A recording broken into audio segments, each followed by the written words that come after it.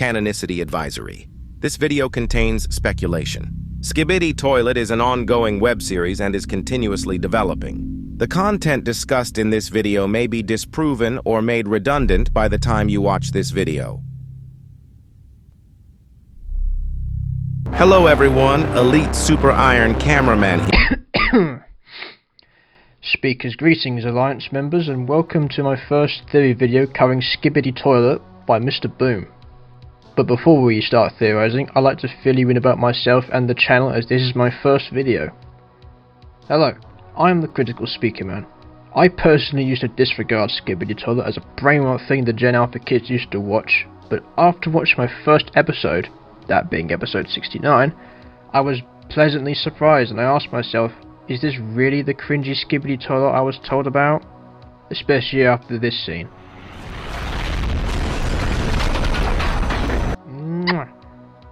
So good. I then spiraled down the Skibidi Toilet rabbit hole, and now I'm deciding to make content for this series that I care so much about. The TheCriticalSpeakerman channel aims to provide you with high quality analysis and theory videos of the Skibidi Toilet series and its alternative universes on occasion. This channel will cover theories, new episodes, leaks, and much more. This channel is still in development, so it's going to be a side hustle for now. Don't expect daily uploads or anything like that. But now to discuss today's theory. What was Titan TV Man's plan? Well, get the biggest gun for biggest Astro and then make weapon biggest gun and God! It's literally explained from the horse's mouth.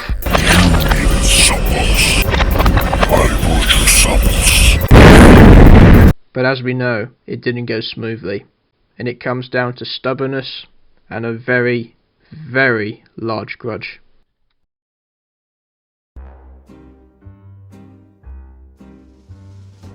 Titan TV Man has always been very determined and firm in his beliefs, which is a good thing. His unshaken will to destroy every toilet and to avenge the fallen was seen as a valiant goal.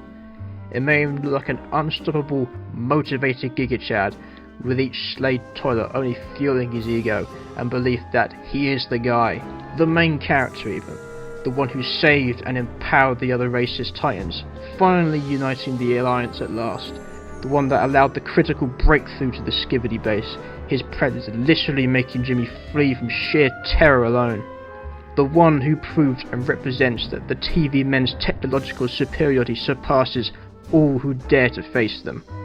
But Titan TV Man is also very stubborn, often refusing negotiations just to speed on how fast he can reduce toilets to a pulp. This has been true from his first reveal, and is especially true with Jimmy. His stubbornness disregarding all warnings and signs of the bigger, badder threat, even if these warnings came from his worst enemy. He would often become impatient and impulsive with his actions, tactically and during combat. Literally, he would just throw himself at the enemy in most cases, as why would he care about his safety if he has been barely scratched by the best of the toilet's technology, even running off to chase Jimmy when his allied titans at their most vulnerable, just so he can have another shot to resolve his ongoing grudge towards Mr. Jimmy and to finally end this war. But as we know, the big bad Astros showed up, their initial ambush devastated all the Alliance, and the balance of power changed. TV Titan still confident in himself, the TV men's new technology and the tactics that carried him through the Skibidi War led him to charge headfirst into the Astros. The once unstoppable spearhead of the Alliance was finally blunted, and it's unsurprising now, while there is currently one missing, one upgrading, and one infected.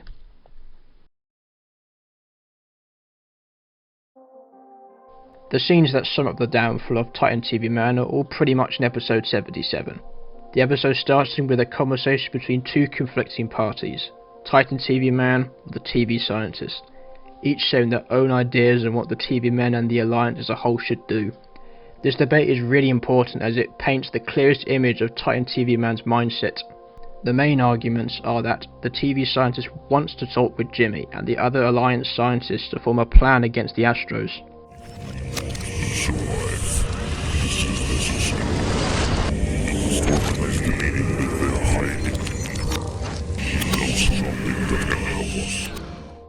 but TV Titan's grudge against the Skibidis and Jimmy after the war leaves all negotiation off the table.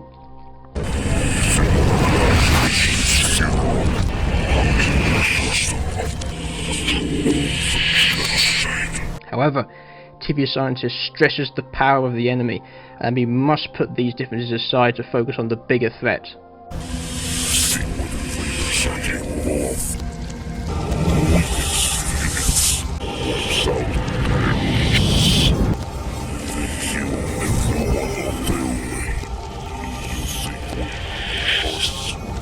But TV Titan still ignores that point and demands better samples for bigger upgrades, as it was an effective strategy proven during the Skibidi War.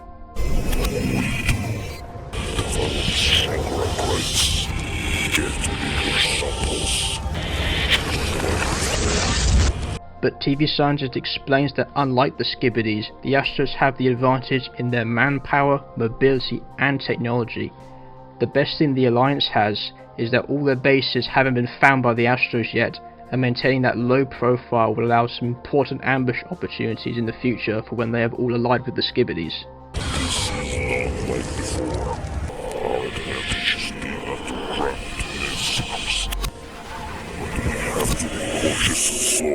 And then TV Scientist raises an interesting point.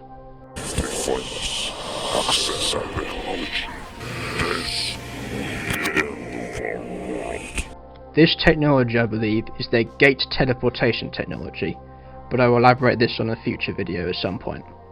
And with that, the Titan TV Man only response was pessimism about the ongoing situation.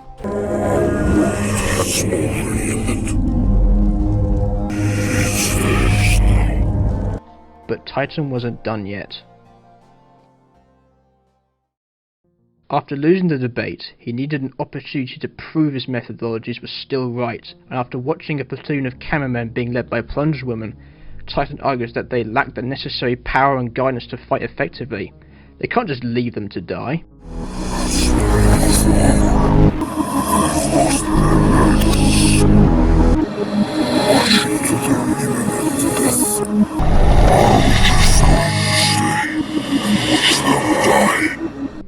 The supposed power being Titan cameraman, and the lack of guidance being the cameraman's knee-jerk reaction to strike back at the Astros to avenge their supposed dead Titan and the cameras they lost in episode 76.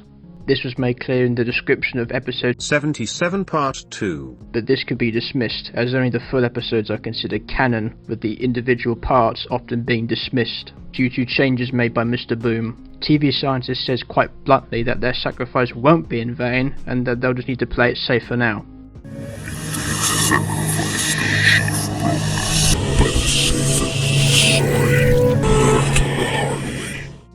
This is an interesting quote from TV Scientist. That learning incident, I reckon, was from a failed experiment that may explain the flashback later in the episode, but I will also cover this in a future video, so stay tuned for that as well. Quite reasonably,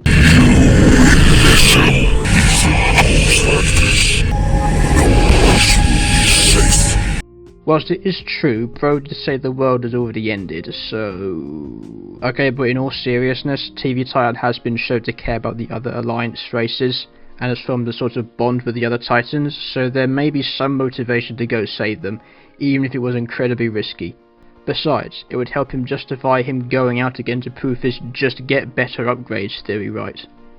TV Scientist, with this little guy here, let's call him John, explained that the Speakermen have been preparing an armada to strike back, potentially in development since the start of the Skibidi War, and that they will be there when it's done.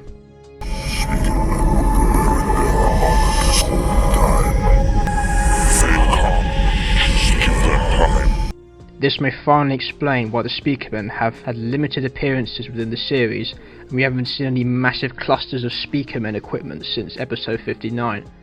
But again, that will be covered in another episode. But the sentence that gives Titan TV Man the justification to act out his gambit comes none other from the TV Scientist himself.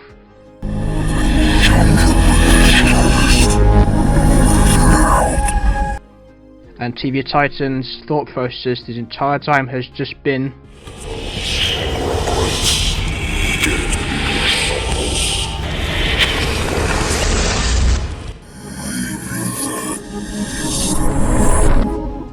And from that point, the TV Titan's goal was set. Save the cameraman with help from the special TV agents, reel in the biggest astro fish from the pond and snatch their technology. But as we know, the Titan TV man was the one snatched in the end, rather ironically.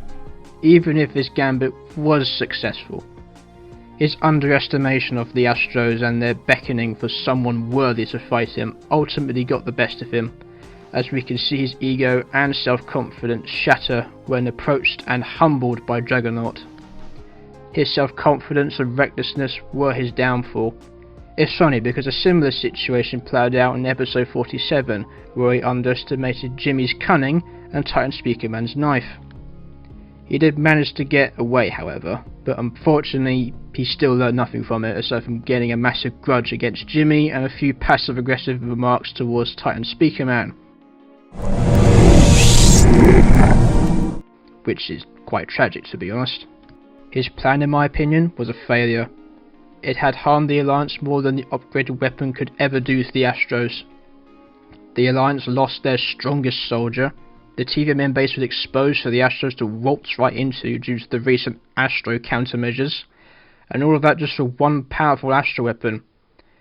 This is a poor trade-off considering the Astros have bigger and badder weapons than the one Juggernaut used. The only success I can think of is that the Titan TV man is now Duchess's personal footrest. That's about it, really.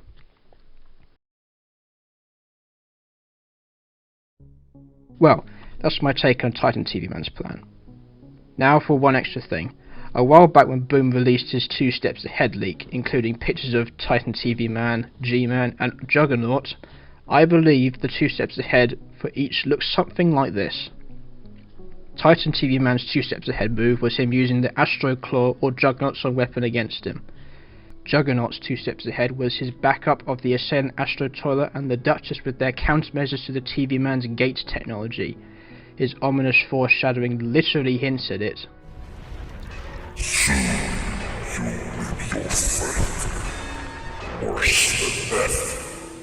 And I think Jimmy's 2 steps ahead could either be him infecting Titan TV Man with some green energy to weaken the future Astro Titan TV Man, so they could bring him back in the future, or just him showing up in general with the Skibidi armor to divert Juggernaut's attention, to attempt to save Titan TV Man.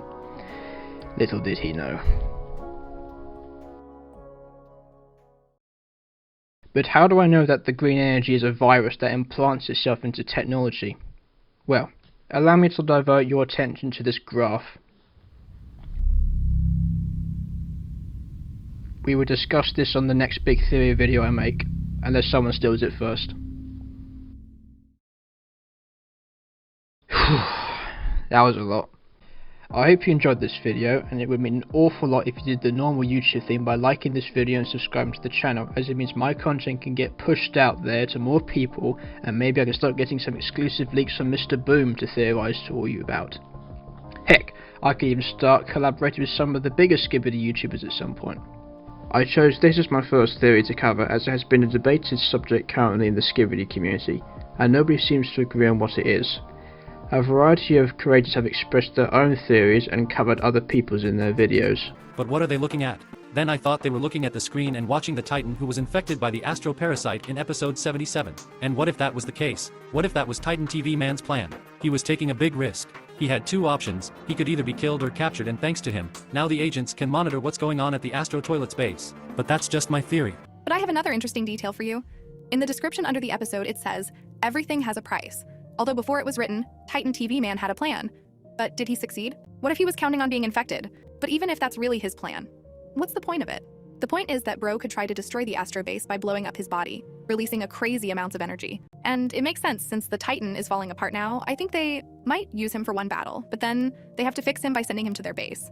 And the price of saving everyone will be his life. It sounds pretty damn cool, but maybe I'm overdoing it and it'll be different. But still, what is the plan of the TV man Titan? At the end of the short, Titan said that his plan is to draw out the strongest Astro Toilet fighters. Sure, he put it a little differently, but the point remains the same. This explains why, at the end of part 3, Titan challenged the strongest Astros to a fight, stating that everyone else is trash. And then another thought occurred to me. We heard the TV man scientists say that they needed better specimens for the upgrades, and that the cameramen's sacrifices weren't that important in comparison. And most importantly, that if Titan goes out, the Astros will send their strongest fighters at him. It is after this that Titan says this is his plan. Titan's plan is to get the best specimens without sacrificing entire armies of cameramen. But I agree the most with Iron Cameraman's theory. Titan's plan was very simple, and the plan has already been completed. It being considered a success is up to you. I just wanted to go into more detail on this point, as in the third episode of 77, the TV scientists didn't say they needed samples, and instead saying that they'd be better safe than sorry. Only for later in the episode, the TV Titan justifies staying because TV scientists requested better samples, maybe from a conversation off screen. Additionally, I didn't want to get into any really dank theories just yet, and wanted to ease in my thought process to the Skibidi content sphere. I just wanted to say that I really appreciate Boom for giving characters like Titan TV Man flaws that ultimately backfire on them. It makes stories way more interesting and really helpful to learn from, similar to Aesop's fables or stuff like that. We can all learn something from Titan TV Man's mistakes, especially the overconfidence bit. The next video will most likely be an analysis of the new season 25 scenes, whilst I'm working on the next big theory video referencing that graph. With that being said, stay critical, Alliance, and I'll see you next time.